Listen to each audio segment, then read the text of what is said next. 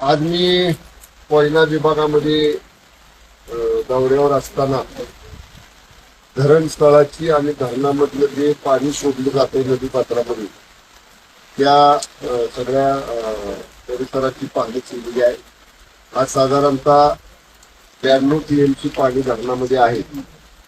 100 TMC झालं की आपण कोयना माईची पूजा विधिवत करून ओटी भरण करत असतो.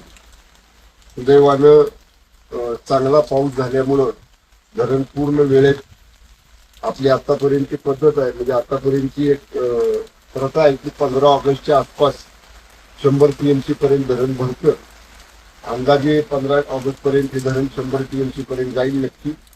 परंतु धरण व्यवस्थापनानं वॉटर लेवल पाण्याची पातळी मेंटेन करण्याच्या दृष्टीनं आता डिस्चार्ज चालू केलेला आहे.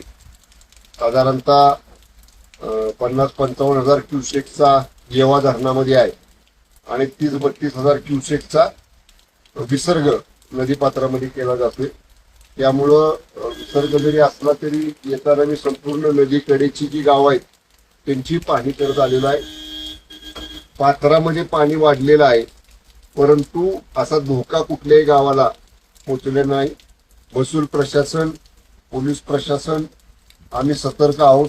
पंचायत समिती, जिल्हा परिषदचे आमचे पदाधिकारी सतर्क आहेत. त्यांना मी सूचना दिलेल्या आहेत की पाण्याची पातळी नदीतली वाढल्यामुळे एखाद्या गावाला जर तिथं पाणी गावामध्ये येण्याचा धोका असला तर तात्काळ अशा कुटुंबांचे स्थलांतरित करण्यासंदर्भात.